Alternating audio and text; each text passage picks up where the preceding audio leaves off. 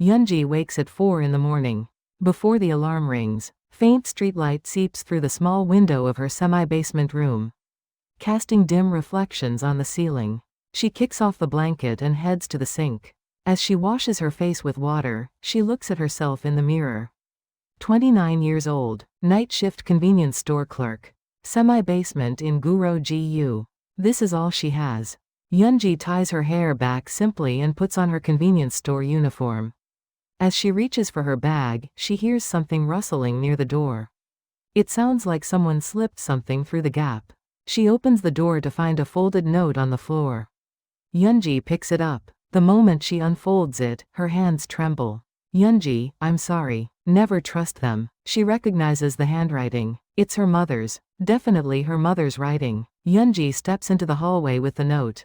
No one is there. Only the silence of dawn surrounds her.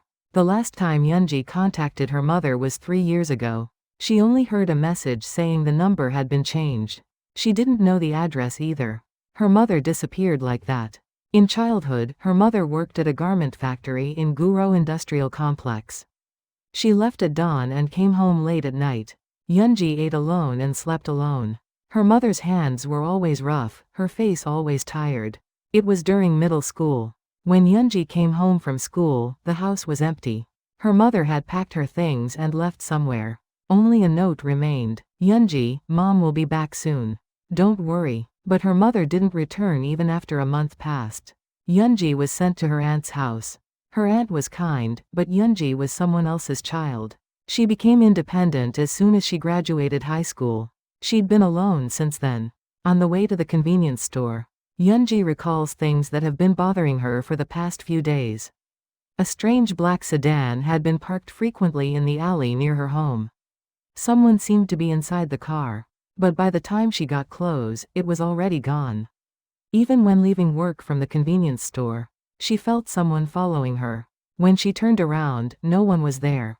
At first, she thought she was just being sensitive from exhaustion. She told herself her nerves were on edge after 2 years of night shifts. But this note is different. It's her mother's handwriting, her mother's message. Eun-ji tucks the note deep inside her bag. Her heart pounds. She's scared. But at the same time, this is the first trace of her mother in 3 years. As she enters the convenience store, Eun-ji makes a decision.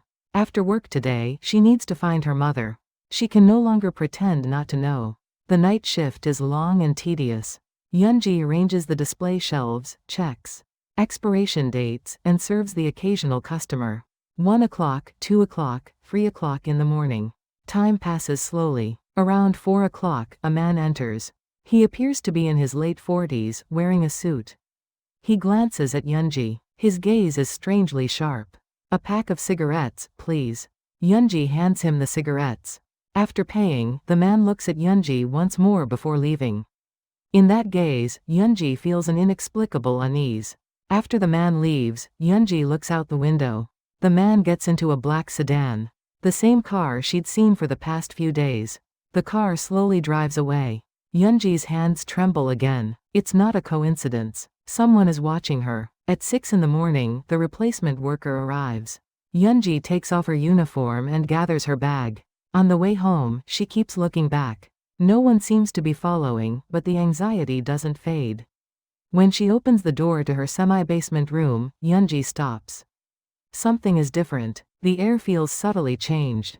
She checks the drawers. The clothes are slightly disheveled. The position of the notebook on the desk has changed slightly too. Someone has been here. Eun-ji quickly checks under the bed. There's an old box. A box where she keeps things her mother left behind. Fortunately, it's still there. She pulls out the box and opens it. A few old photos, a factory ID card, and a small notebook are inside. Eun-ji opens the notebook. It's filled with dates and names in her mother's handwriting. There are also numbers whose meaning she can't understand. Eun-ji hugs the notebook to her chest. She knows her mother tried to leave something behind, and that something is putting her in danger now. But she can no longer run away. Her mother's note is both a warning and a signal. Eun-ji looks out the window. The dawn sky is gradually brightening. Something has begun, and Eun-ji must see it through to the end. Eun-ji hasn't slept properly for 2 days. Her mother's note and the traces of someone searching her home. won't leave her mind. On the way to work, on the way home, she keeps looking back. On the third day, Eun-ji makes a decision. She'll visit the garment factory in Guro Industrial Complex, where her mother worked. She follows the address written in her mother's notebook. The building that housed the factory has now been converted into a small logistics warehouse. The surrounding shops have changed considerably too. Eun-ji goes around nearby restaurants and stores asking questions. Do you happen to know anyone who worked at the garment factory here? About 15 years ago? Most shake their heads. They don't know. They don't remember. After wandering for an hour, Eun-ji discovers a small hardware store deep in an alley. An elderly man in his 70s appears to be minding the shop. Excuse me, do you know about the garment factory that used to be here? The old man looks at Eun-ji for a moment.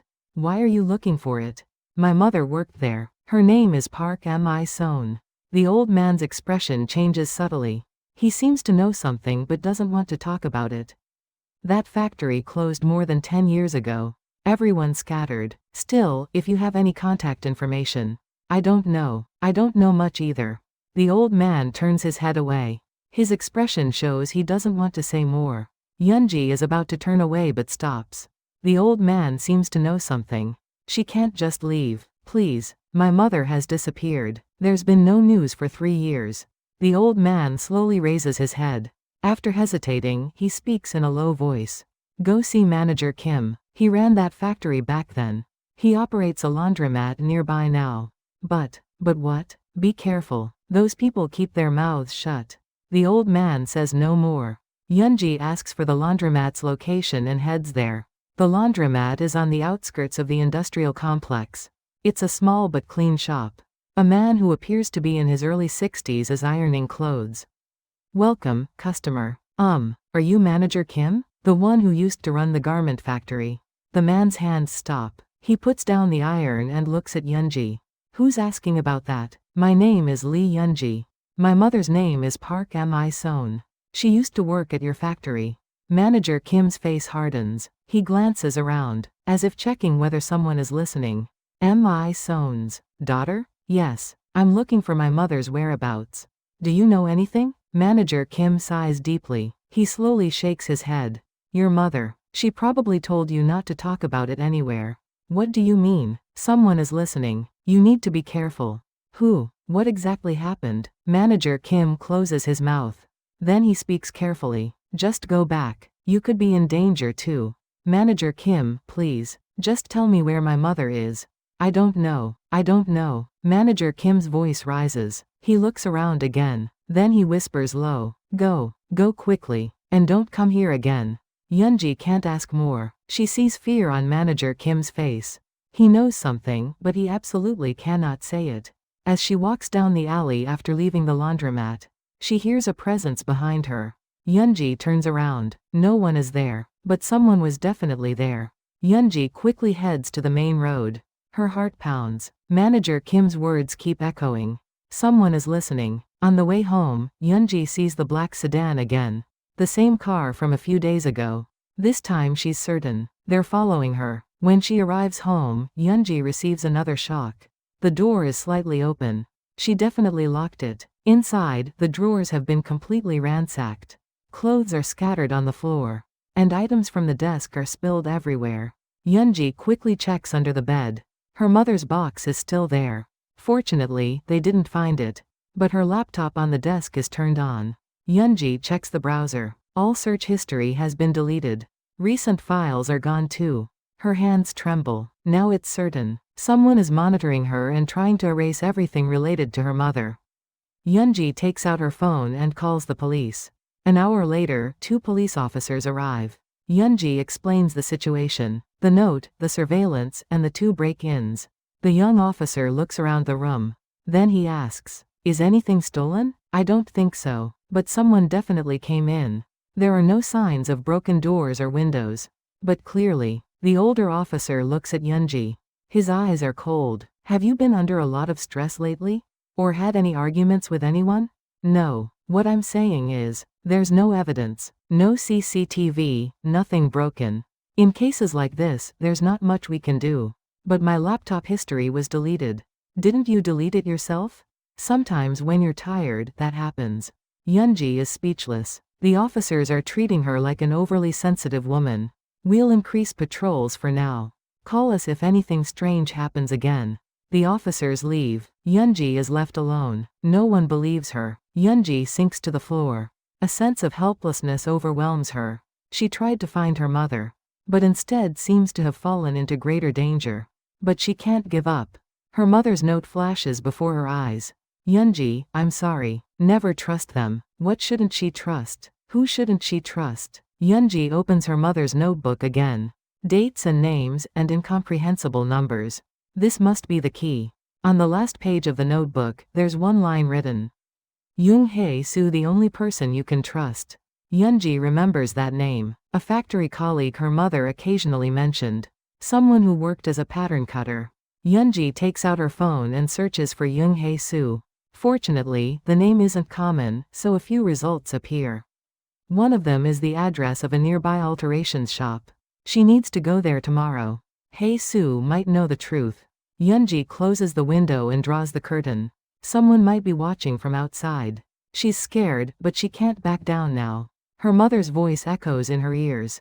Eun-ji, stay alive. Eun-ji holds onto those words. She must survive, and she must find the truth. The next morning, Eun-ji visits the alterations shop. She took a day off from the convenience store. The manager was displeased, but she had no choice. The alterations shop is on the second floor of a building in a residential area. An old sign reads, Hae-soo Alterations.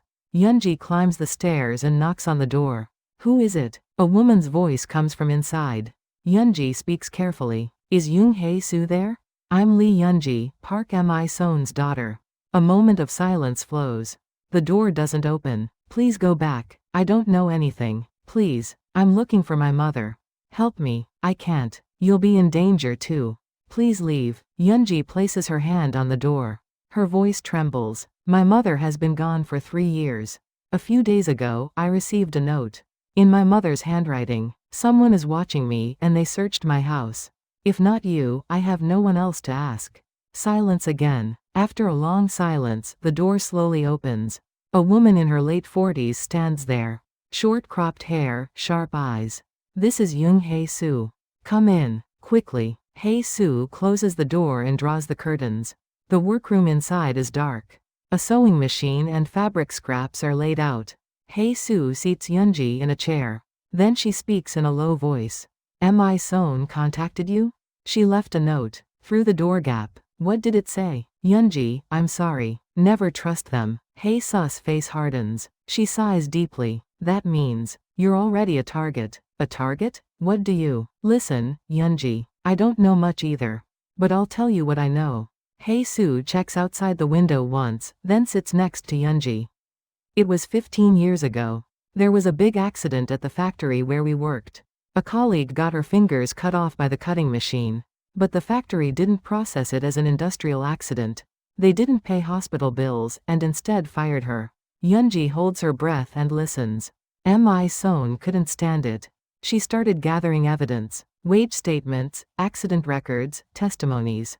She was going to report it to the labor office. And then? But before that, the factory closed. Suddenly, the manager disappeared and all the documents vanished. We were kicked out without receiving our back wages. Hae-soo's voice trembles. I found out later. That factory was subcontracting for a big construction company. They deliberately closed it to cover up the accident. And Mi-seon, what did they do to my mother? They monitored her, continuously, where she went, who she met. From then on, she became quiet. She was scared. Eun-ji's fists tremble. So even now? Are they still after my mother? I don't know. But since you've started moving, they'll move again too. Hae-soo hesitates for a moment, then opens a drawer in the back of the workroom. She takes out an old envelope. This. Mi-seon left it with me last. She told me not to open it. But if her daughter came looking, I should give it to her. Eun-ji receives the envelope with trembling hands. When she opens it, there's a small note and a photograph inside. In the photo, 3 men in suits stand in front of the factory. There's a note on the back. These people ordered everything. The evidence is in a warehouse near Seoul City Hall. The address is in code. The code is numbers. Eun-ji thinks of her mother's notebook. It seems to connect with the numbers in the notebook. Hey Sue, who are these people? I'm not sure, but one of them. He's now the CEO of a logistics company. Connected to the factory back then. Eun-ji puts the photo in her pocket. Finally, she's found a clue. Thank you so much. Eun-ji, be careful. Those people are dangerous. They have money and power. You alone can't. It's okay. I can't back down now. Eun-ji stands up. Hey Sue looks at Eun-ji with an anxious face. If it gets dangerous, go to the police. I don't trust the police. I need to find the evidence first. Eun-ji leaves the alterations shop. As she comes down the stairs, she suddenly feels a chill down her spine. Someone seems to be watching. A black sedan is parked at the alley entrance. The window opens and a man gets out. The same man she saw at the convenience store. Eun-ji starts running in the opposite direction. The man follows. She exits the alley and heads toward the main road. She hears footsteps behind her. Fast footsteps. Eun-ji runs toward the market where there are many people. Once inside the market, Eun-ji hides between the stalls. She's out of breath. Her heart feels like it will burst. The man lingers at the market entrance, looking for Eun-ji. Eun-ji holds her breath. After a few minutes, the man gives up and turns back. Only then does Eun-ji breathe a sigh of relief. But now it's certain. They know her every movement. That evening, breaking news appears. A fire broke out at an alterations shop in Guro Gu. The second floor of the building was completely destroyed.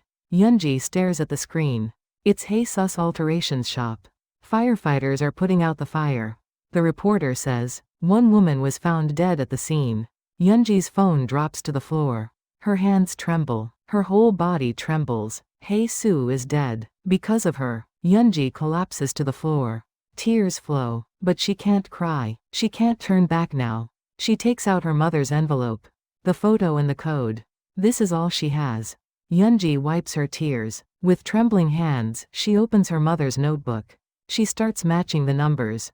A warehouse near Seoul City Hall.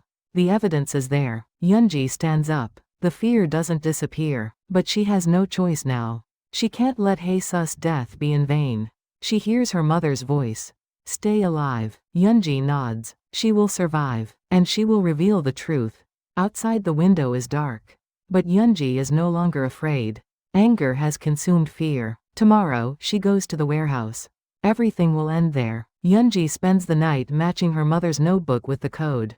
The numbers align one by one. Dates, addresses, and a warehouse number. When dawn comes, Eun-ji firms her resolve. She'll go to the warehouse today. But going alone is dangerous. Hey Sus' death proved that. Eun-ji needs to inform someone of this. Eun-ji takes out her phone. She scrolls through her contacts. Friends, colleagues. But she feels she can't trust anyone. Then, one name catches her eye. Her aunt. The person who took Eun-ji in after her mother disappeared. Eun-ji makes the call. The bell rings. Hello? Eun-ji? Aunt. Oh my, it is you, Eun-ji. It's been so long. Why does your voice sound? Aunt, please help me. Eun-ji tells everything. The note, the surveillance, Hey Sus' death, and the evidence in the warehouse. Her aunt is silent for a while. Then she speaks quietly. Eun-ji, where are you now? I'll come to you. An hour later, her aunt arrives at Eun-ji's home. Her aunt in her early 50s is still upright. As soon as she sees Eun-ji, she hugs her tightly. How scared you must have been. Aunt, it's okay. You're not alone anymore. Her aunt seats Eun-ji in a chair and makes tea. Eun-ji shows her mother's notebook and photo. Her aunt looks at the photo for a long time. These people, the ones Mi Son was so afraid of. You knew about this, aunt? A little. Mi Son came to me once before she disappeared. Terrified. She said someone was chasing her and asked me to protect you. Tears well up in Eun-ji's eyes. I should have held on to her more then. I should have told her to go to the police. I'm sorry, Eun-ji. It's not your fault, aunt. No, I was scared. Afraid I'd get caught up in it too. So I let Mi Son go alone. Her aunt's voice trembles. Eun-ji takes her aunt's hand. Aunt, please help me now. I need to go to the warehouse. I need to find the evidence. Not alone. I'll go with you. It's dangerous. Should only you be in danger? I'm Mi Son's sister too. I have a responsibility. At 10 in the morning, Eun-ji and her aunt head near Seoul City Hall. Following the address, they arrive behind an old commercial building. Small warehouses line up in a row. Eun-ji checks the number in the notebook. Warehouse 23. The door is locked, but it's an old padlock. Her aunt keeps watch while Eun-ji opens the lock with a wire. Inside is dark. It smells of dust. Old boxes are stacked up. Eun-ji turns on her phone's flashlight. She opens the boxes one by one. Most are empty or contain old fabric scraps. Eun-ji, here. Her aunt discovers a small metal box in the corner. A lock is fastened on it. Eun-ji opens the lock again with the wire. Her hands tremble. The box opens. Inside is a voice recorder, an old ledger, and a bundle of documents. Eun-ji picks up the recorder. She presses play. Static sounds. Then her mother's voice flows out. Today is April 12, 2010. I am Park Mi-seon. I leave this recording. Tears flow from Eun-ji's eyes. It's her mother's voice. Her mother's voice that she's hearing after 3 years. I record here the industrial accidents that happened at the factory. Unpaid wages and the names of those who tried to cover them up. All the evidence is in this ledger. Her mother's voice trembles. Eun-ji, if you're hearing this, it means you're in danger. But the truth must be revealed so no one else gets hurt. I hope you can do what I couldn't. I'm sorry, Eun-ji. I'm so sorry. The recording ends. Eun-ji collapses. Her aunt embraces Eun-ji. It's okay. It's okay, Eun-ji. Aunt. It's Mom's voice. I know. I heard it too. Eun-ji wipes her tears. She opens the ledger. Names, dates, amounts written densely. All in her mother's handwriting. Aunt, what should I do with this? We need to report it to the media. Not alone. We need to send it to multiple places at once. But if those people stop us, that's why we need to hurry. Right now, Eun-ji and her aunt leave the warehouse. They put the recorder and ledger in their bag. But people are waiting outside the warehouse.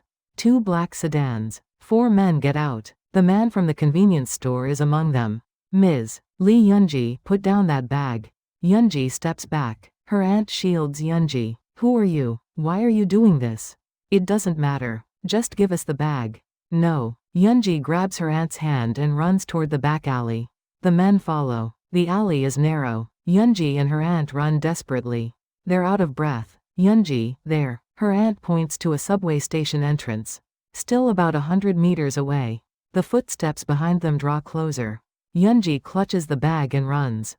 They arrive at the subway station. The first train of dawn is just arriving. Eun-ji and her aunt run down the stairs. The men follow. Hurry, Eun-ji. The train doors are about to close. Eun-ji and her aunt jump in. The doors close. The men remain on the platform. Their faces contorted with anger. The train departs. Eun-ji collapses. Her aunt supports Eun-ji. It's okay. It's okay now. Aunt, thank you. I'm sorry, Eun-ji. I should have done this sooner. In the train, commuters look at them. But no one asks. Eun-ji checks the bag. The recorder and ledger are intact. Aunt, where should we go? I know a reporter. Someone trustworthy. Let's go to that person. Eun-ji nods. The end is now in sight. The sun rises outside the window. A new morning. Eun-ji looks at that light. The truth her mother left behind, the truth Hae-soo tried to protect, and the truth Eun-ji found. Now it's time to tell the world. They met the reporter at 11 in the morning. A veteran investigative journalist her aunt knew, reporter Kim. He was in his mid-40s with sharp eyes. He listened quietly to Eun-ji and her aunt's story. Then carefully examined the recorder and ledger. This is incredible material. Do you believe us? Yes. With this much, I can definitely write an article. But it will be dangerous. The opposition is formidable. I know. But it must be done. Reporter Kim looks at Eun-ji. Respect shows in his eyes. That's a courageous choice. I'll help you. That afternoon, reporter Kim sends the material to multiple media outlets simultaneously. Broadcast, newspapers, internet media. Everyone moves together. Eun-ji and her aunt stay at her aunt's house. They wait for the news. At 9 in the evening, the main news begins. A case of industrial accident cover-up that occurred 15 years ago at a Guro industrial complex garment factory has been belatedly revealed. The anchor's voice fills the screen. Eun-ji holds her breath and watches. Through recordings and a ledger left by Park Mi-seon, who was a factory worker at the time, evidence of illegal wage reduction and industrial accident cover-up has been revealed. Investigation into related companies and individuals has begun. The screen shows the evidence her mother left. The ledger, recordings, and testimonies. In particular, evidence has been captured that some figures in the construction and logistics industry were involved in covering up this incident. Tears well up in Eun-ji's eyes. Her aunt holds Eun-ji's hand. "You did it, Eun-ji." "Yes, we did it." The news continues. Each broadcaster and newspaper reports it all at once. It spreads on social media too. Eun-ji thinks of her mother. Her mother who recorded the truth despite her fear. That truth has now come into the world. Days pass. The prosecution's investigation intensifies. Those involved are summoned. The media covers this case daily. Eun-ji receives calls too. Police investigations, prosecution investigations, interview requests from media. Eun-ji responds calmly. She tells the truth. Her mother's story, Hae-su's sacrifice, and the fear she experienced. People listen. They empathize. They're angry. A week later, Eun-ji goes to check the mailbox. The mailbox in front of her aunt's house. There's one old letter. No sender. But Eun-ji knows the handwriting. It's her mother. Eun-ji opens the letter with trembling hands. She sits on a park bench and reads slowly. "Eun-ji, by the time you read this letter, you must have learned everything. Mom was a coward. I wanted to reveal the truth, but I was afraid you'd be in danger too. I ran away. I left you alone and hid. I thought of you every day. Whether you were doing well, whether you were sick, whether you were lonely. All Mom could do was leave this evidence. I believed you would find it someday. Eun-ji, I'm so grateful you're my daughter. I'm proud that you've grown into a brave person. Mom won't run away anymore. I'll stand proudly before the truth you revealed. Stay alive, Eun-ji. That's Mom's last request. I love you." The letter ends. Eun-ji sheds tears. Quietly, slowly. Her mother is alive. Somewhere, watching all of this. Eun-ji holds the letter to her chest. She looks at the sky. It's a clear sky. "Mom, I'm okay. I'm okay now." A wind blows. A warm wind. A month later, the trial begins. Eun-ji attends as a witness. She testifies in court. Without trembling, calmly. "My mother wanted justice. She hoped no one else would get hurt. I want to carry on that wish." The audience nods. The judge, prosecutors, and lawyers all listen attentively to Eun-ji's words. The trial will be long. But Eun-ji will be there until the end. On the way out of the courtroom, a strange woman approaches Eun-ji. "Thank you. My older sister also worked at that factory. Her grievance can finally be resolved."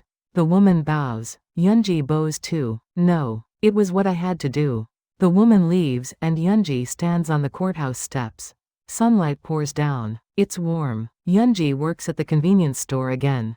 The night shift. But it's different now. She's not afraid. She's not alone. Her aunt visits often. Reporter Kim sometimes stops by to ask how she's doing. People who knew Hae-su contact her. A small solidarity forms. People who protect each other. At 4 in the morning, Eun-ji looks out the window. The streetlight is quiet. The semi-basement room is still small and old, but it's safe now. No one knocks on the door. Eun-ji takes out her mother's letter again. She reads it again and again. "Stay alive." Eun-ji smiles. She's alive. And she will continue to live. To create the world her mother wanted. For the justice Hae-su tried to protect.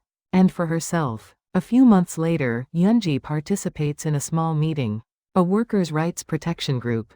There, Eun-ji shares her story. People listen attentively. "I'm not a special person. I just wanted to find my mother. But I learned through that process. That truth cannot be protected alone. That we must be together." Applause breaks out. Eun-ji shyly bows her head. After the meeting, a young woman approaches. "I'm going through something similar. I don't know what to do."